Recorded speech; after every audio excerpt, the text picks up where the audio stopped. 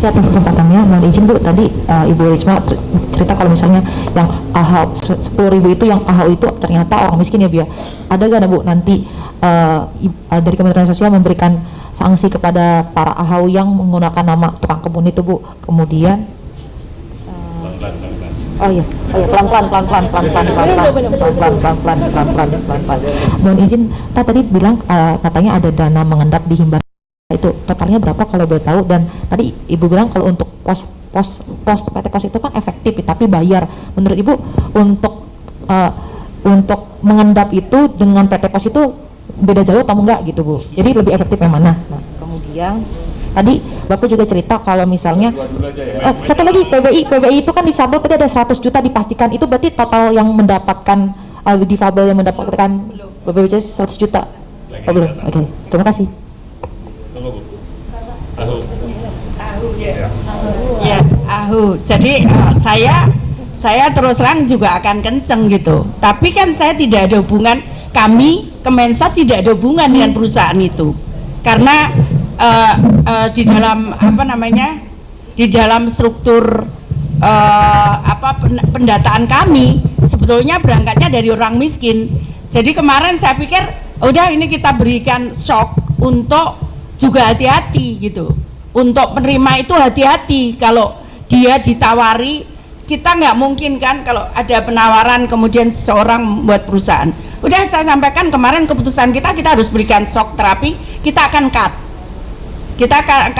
Nah, mereka nanti kalau menyampaikan, oh saya masih miskin, silahkan nanti komplain ke kita akan evaluasi. Kami juga harus bicara dengan APH, aparat penegak hukum, dan perguruan tinggi. Seperti ini case-nya bagaimana begitu. Karena saya sampaikan kalau kemudian kita, oh enggak apa-apa ini memang miskin begitu, data dari kami, kan tapi kan enggak bisa. Supaya semua sekarang belajar untuk bagaimana mempertanggungjawabkan apa yang kita kerjakan begitu, seperti itu. Kita akan cut itu. Ya. Terus kemudian yang kedua apa tadi? Endapan di bank. Saya nggak ngomong deh. Sorry, saya yang ngomong Pak. Tanya BPK saja. Tanya BPK saja. Ya. Nah, yang jelas kami juga nggak ada anggaran untuk sekarang ini untuk PT Pos, karena itu kemarin kita hanya yang anggarannya itu yang di atas gunung itu, kemudian yang orang sakit, kemudian yang daerah terpencil. Jadi contohnya misalkan di Aceh ada Aceh Jaya ya, itu dia harus menggunakan perahu kalau ke sana. Kalau ngambil ke lewat ATM atau bank itu dia harus ngambil perahu yang ongkosnya jauh lebih besar dibandingkan bansos itu. Nah itu sekarang kita gunakan PT Pos kalau yang seperti itu.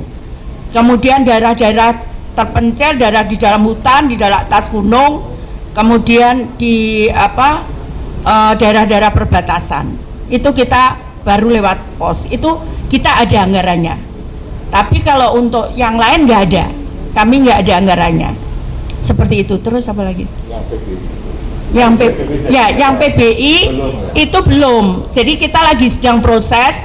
Kita juga minta daerah untuk data, karena ada yang kemudian kita, seperti kalau teman-teman tahu, kita waktu hari disabilitas kita melakukan perekaman untuk orang-orang yang orang dengan gangguan jiwa gitu ya.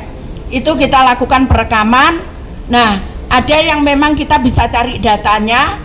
Nah, itu baru kita masukkan. Saya sampaikan, oke, nanti progresnya seberapa, nggak apa-apa, yang penting dimasukkan. Karena saya sampaikan kenapa begitu, karena kita supaya orang yang tidak mampu itu bisa membawa tadi orang yang keluarganya yang ada ODGJ-nya, dia bisa tidak membayar kalau datang ke puskesmas atau ke rumah sakit, karena tadi kalau ini dibiarkan bisa membunuh, bisa ini berbahaya untuk orang lain. Jadi karena itu kenapa kemudian ya ini progresnya berjalan terus begitu. Baik, ada lagi?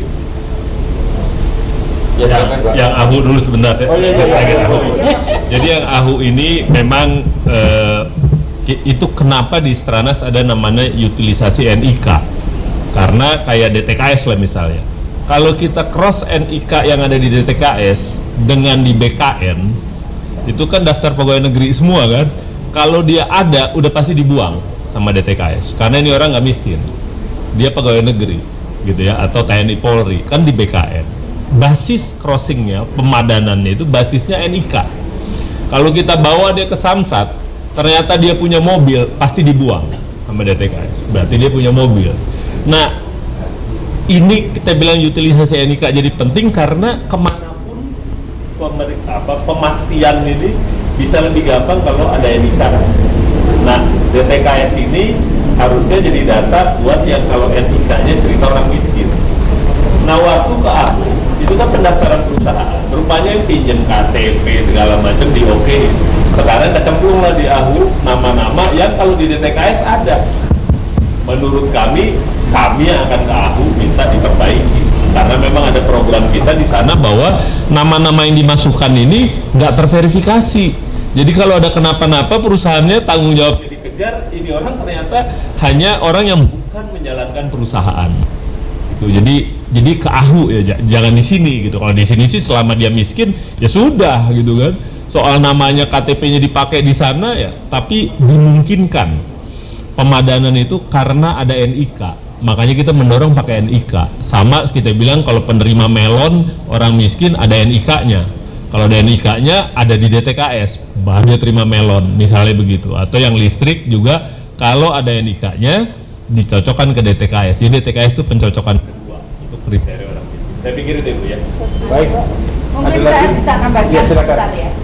Jadi kemarin kan juga ada temuan PNS. Nah terus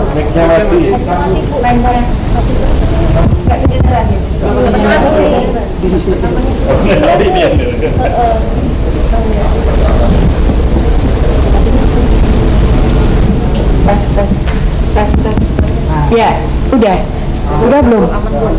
Ya, jadi PNS. Kemudian kan kami peringati daerah kan bahwa ini PNS kenapa terima bansos. Ternyata mereka protes ke saya, Bu, ini bukan PNS, dia aparat yang Honda begitu loh, honorer. Terus saya kemarin diskusi dengan staf, kalau Honda kenapa terhadap di BKN? Sudah, kalau mau komplain silahkan komplain ke saya, datanya ke saya, nanti kita cek, saya akan komunikasi dengan BKN seperti itu. Jadi tapi bahwa memang saya selalu sampaikan kita harus belajar gitu. Tadi Pak Pahala ngomong bukan di kita, tapi saya harus disiplin gitu. Kita cut dulu. Nah nanti kalau komplain ya silakan komplain ke kami gitu. Nanti baru kita. Jadi saya cut dulu gitu.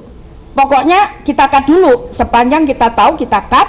Nanti baru oke, kalau ada verifikasi kita verifikasi begitu.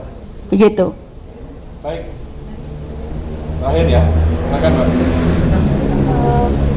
Bu, tentang yang bansos lansia ini kan masih diteruskan. Ini kan rawan juga untuk korupsi karena kan bantuan permakanan itu loh Bu. Tapi kenyataannya di lapangan juga itu rawan korupsi karena menitipkan ke perangkat ya Bu ya. Nah ini bagaimana, dan juga tentang temuan dugaan bansos DKI Bu, yang beras busuk di gudang Perumda itu Beras busuk apa? ada 1.000 ton atau dugaan korupsinya 2,85 triliun. Mungkin ada Di mana? Di Perumda di DKI Bu. Merunda. Iya. Merunda. Berasnya busuk. Iya, busuk dan kuning. Kita nggak pernah ngasih beras. 2020. Ya, aku nggak bisa jawab ya Mbak. Ya, Kita nggak pernah ngasih beras selama 2 tahun ini. Kita tidak kasih beras ke masyarakat.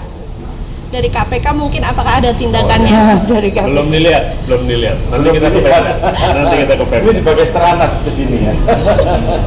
Stranas PK gitu ya. Oke. Kita ya. Jadi yang permakanan lansia itu kita titipkan bukan perangkat Mbak, ke Pokmas, kelompok masyarakat yang dibentuk oleh ya memang petugas. Perangkat itu bisa kelurahan, tapi uangnya itu ke Pokmas, bukan ke perangkat, begitu ya.